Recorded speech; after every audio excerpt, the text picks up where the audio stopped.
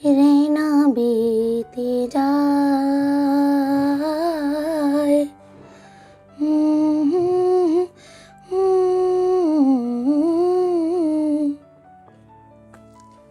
आज हर तरफ पैशन का फैशन है। मेरा भी सपना है कि मैं एक बहुत अच्छी सिंगर बनूं, पर कभी कभार मुझे लगता ज़रूर है कि क्या यही मेरा पैशन है।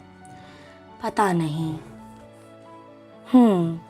मेरी मम्मा भी एक बहुत अच्छी सिंगर हैं, मगर उन्होंने अपने सिंगिंग टैलेंट को आगे ले जाने की बजाय और उसे प्रोफेशन बनाने की बजाय सर्विस को चुना।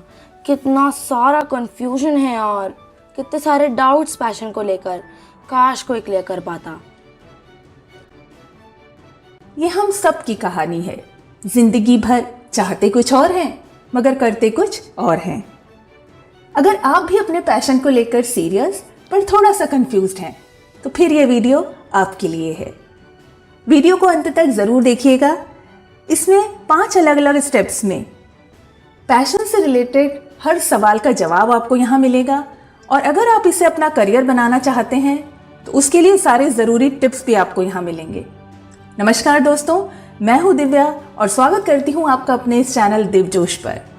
वीडियो पसंद आए तो लाइक, शेयर और सब्सक्राइब ज़रूर करिएगा। तो चलिए जानते हैं कौन से हैं वो 5 स्टेप्स। पहला स्टेप यानी मेरा पैशन क्या है, मुझे मेरा पैशन कैसे पता चले। हम सबकी बहुत सी हॉबीज होती हैं, मगर ये जरूरी नहीं कि हमारी हर हॉबी हमारा पैशन भी हो।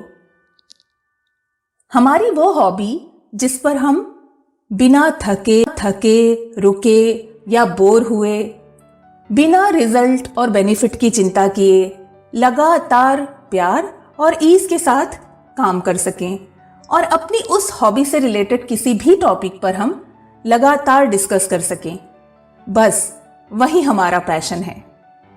एक छोटी सी स्टोरी है। एक बार शांतनु नाम का एक लड़का पार्क में गिटार की प्रैक्टिस कर रहा था।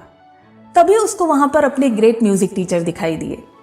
उनके पास जाकर उसने बोला, सर क्या मैं आपके सामने गिटार पर एक सॉन्ग प्ले कर सकता हूं? सर के हाँ बोलने के बाद उसने बहुत ही लगन और तन्मयता से एक सुंदर सा सॉन्ग गिटार पर प्ले किया। उसका सॉन्ग खत्म होने के बाद सर ने सिर्फ एक लाइन उससे कही, यू लैक फायर। यह सुनकर शांतनु बेहद दुखी हुआ और फिर उसी दिन उसने ये डिसाइड कर लिया कि गिटार उसके लिए नहीं बना है। और फिर उसने बिजनेस की फील्ड में कदम रखा और कड़ी मेहनत से एक सफल बिजनेसमैन बना। एक दिन अचानक मार्केट में उसको अपने वही ग्रेट म्यूजिक टीचर दिखाई दिए। उनके पास जाकर उसने बोला, सर मैं आपको थैंक यू बोलना चाहता हूं। अगर 10 साल पहले आपने मुझे यू लैक फायर ना कहा होता तो आज मैं बिजनेस में इतना ऊंचा मकाम हासिल ना कर पाता। लेकिन गिटार को अपना प्रोफेशन ना बना पाने का मलाल आज भी बहुत है मुझे। उसकी बात सुनकर सर ने बेहद सैड वॉइस में उससे कहा, बेटा जो कोई भी मुझे अपना परफॉर्मेंस दिखाता है, अंत में मैं उसे एक ही लाइन कहता हूं, यू लैक फायर।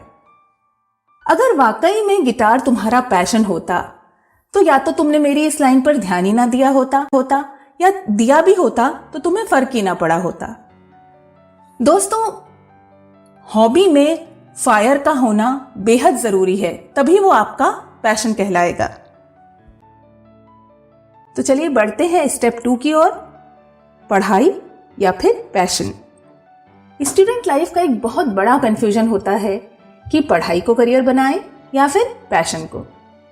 बेस्ट तो यही होगा कि आप इन दोनों को साथ में लेकर चलें, यानी पढ़ाई को फॉर ग्रांटेड और नेग्लेक्ट किए बिना अपने हॉबी और पैशन पर भी वर्क करें, क्योंकि पढ़ाई आपको पैशन को प्रोफेशन बनाने में टेक्निकली भी हेल्प करेगी और इसमें एक्सेल करने में भी आपकी बहुत मदद करेगी। और इसके साथ ही आपके पास सिक्योर फ्यूचर के लिए एक प्लान बी भी रेडी होगा, जिसकी वजह से आप अपने पैशन को करियर बनाने में कॉन्फिडेंस ला पाएंगे। दोनों को साथ लेकर चलने के लिए हमारे पास एनफ टाइम है।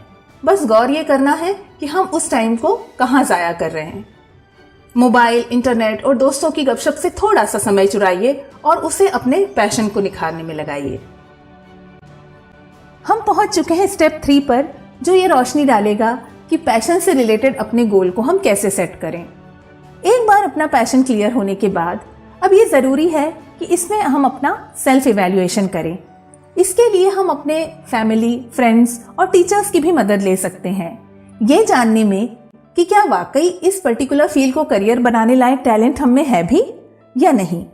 अगर इसका जवाब हाँ है तो फिर आप अपने लिए एक ऐसा मकाम डिसाइड कीजिए जो आप हासिल करना चाहते हैं। मसलन कि अगर किसी की राइटिंग स्किल्स अच्छी हैं तो वो किसी मीडिया हाउस में वर्क करने का या फिर अपनी खुद की बुक्स लिखने का टारगेट सेट कर सकता है।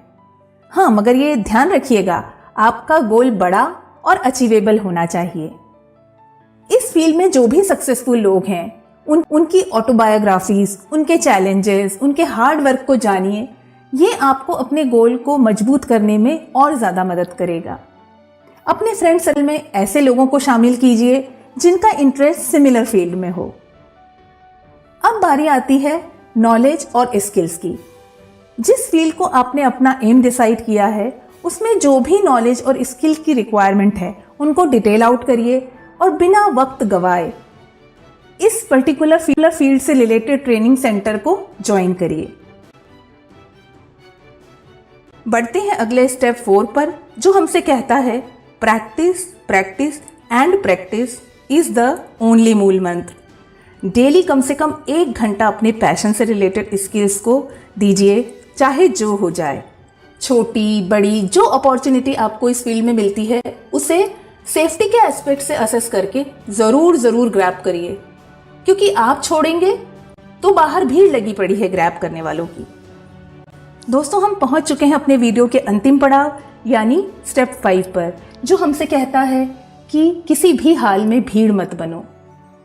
भीड़ से अलग चलेंगे तभी अलग से चमकेंगे। अपने आप में हमें वो साहस पैदा करना पड़ेगा जो भीड़ से अलग चलने का कॉन्फिडेंस हमें दिलाए। भीड़ का अपना कोई सपना नहीं होता और वो अक्सर ही किसी और के सपनों को पूरा कर रही